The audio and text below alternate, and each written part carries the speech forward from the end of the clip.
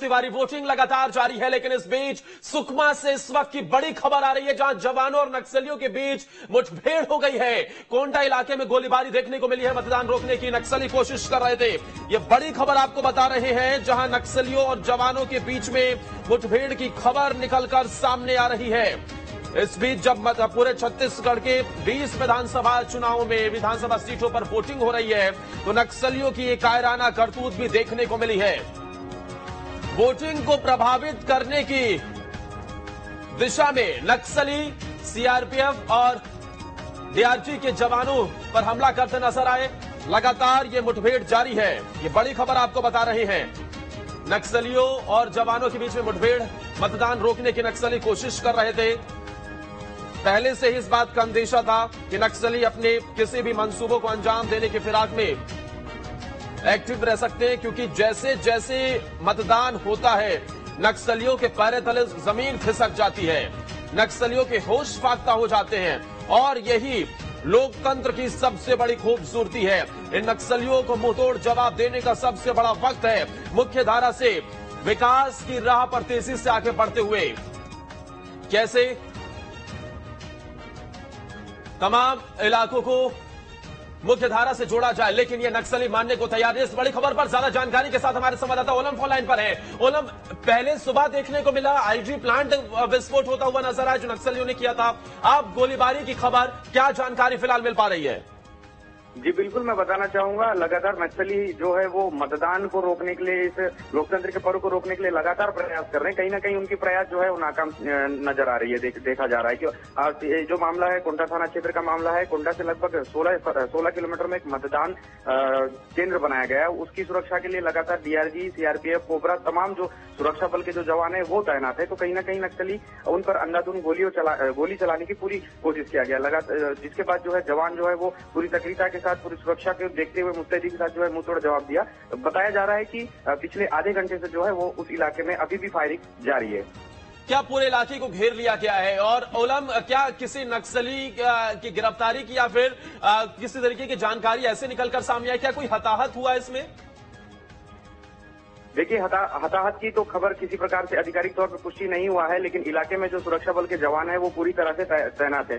नक्सली उस इलाके में इसीलिए सफल यानी कि ऐसे मुठभेड़ यानी घटनाओं को अंजाम दे रहे हैं क्योंकि वो नक्सल प्रभावित इलाका है और घने जंगलों के बीच में मतदान केंद्र। तो कहीं ना कहीं जो है नक्सली लगातार प्रयास कर रहे हैं। और दूसरी बार खबर निकल के आ रही है, दुर्मा इलाके में जब सर्च ऑपरेशन, जब डीआरजी के जो टीम गए थे उनके ऊपर भी जीबीएल जो है वो दागा गया था, लेकिन किसी प्रकार के न जवानों को नुकसान हुआ। तो उस इलाके में लगातार सर्च ऑपरेशन जारी है। सुकमा एसपी जो है वो नेतृत्व कर रहे हैं और लगातार नक्सल प्रभावित इलाकों में वो अपनी तैनाती और अपनी उपस्थिति दिखा रहे हैं। बिल्कुल। तकरीबन कितने बजे की खबर होगी ओलम? और गोलीबारी क्या लगातार देखने को मिल रही है? अभी भी मुठभेड़ दोनों तरफ से चल रही है। कितने नक्सली हो सकते हैं, इस बारे में भी कोई जानकारी?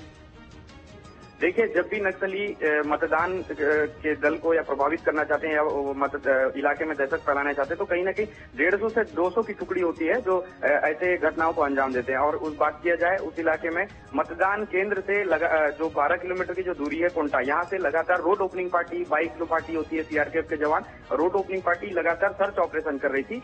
रोड ओपनिंग पार्टी के ऊपर जो है वो गोली दागने की भी खबर सामने निकल के आ रही है। ठीक है, बहुत बहुत शुक्रिया आपका ओलम तमाम जानकारी देने के लिए। और इस बड़ी खबर पर ही ज्यादा जानकारी के साथ, तमाम अपडेट के साथ मेरे सहयोगी मोहित राज दुबे भी सीधा जुड़ गए हैं। मोहित, सुबह से वोटिंग हो रही है, लेकिन जिस तरीके से वोटिंग का प्रतिशत बढ़ता नजर आ रहा है, नक्सलियों के बानों उनके पैरों तले जमीन खिसक गई, एक तगड़ा जवाब मिला है। लेकिन इस खबर पर फिलहाल क्या जानकारी आपके पास है, जिस तरीके से यह फायरिंग अभी भी देखने को मिल रही है?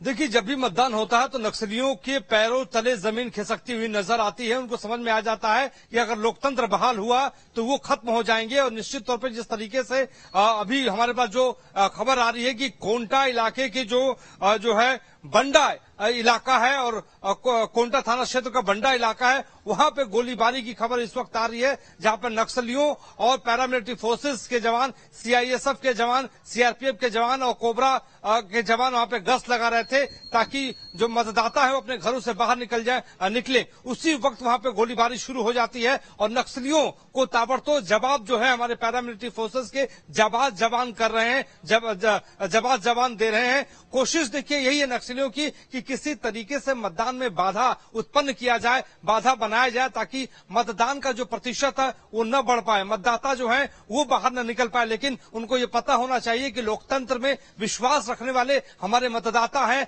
हमारी दुनिया का सबसे बड़ा लोकतंत्र हिंदुस्तान का लोकतंत्र है और मतदाता ही इसको मजबूत करते हैं। तो निडर मतदाता अपने घरों से बाहर निकल रहा है। कतारों में देखिए सुकमा के भीतर कतारों में लोग, चाहे महिलाएं हो या पुरुष हो, वो कतारों में आपको दिखाई देंगे। तो कुल मिलाकर नक्सलियों को ये बात समझ में आ गई है कि अब उनकी चलने वाली बिल्कुल भी नहीं है, उनका कानून अब खत्म हो रहा है। लिहाजा मतदाता अपने घरों से बाहर निकल रहा है और लोकतंत्र को मजबूत कर रहा है। इस वक्त जो हमें खबर मिली है उसके मुताबिक गोलीबारी छुटपुट हो रही है, पहले तेज हो गई थी लेकिन अब गोलीबारी थोड़ी हल्की हो रही है इस वक्त। लेकिन मोहित, इस नक्सली हरकत के चलते चुनाव पर प्रभाव ना पड़े, वोटर्स में किसी भी प्रकार से, क्योंकि जाहिर सी बात है वो जो इलाका जहां पर ये फायरिंग हो रही है, इससे पहले सुबह भी एक घटना निकलकर सामने आई कि जब नक्सलियों ने आईईडी प्लांट किया था और उसकी चपेट में एक जवान आ गया। सवाल यह है कि जिस तरीके से ये घटना हो रही है इसका असर वोटिंग पर ना पड़े, इसे लेकर किस तरीके के इंतजाम किए गए हैं?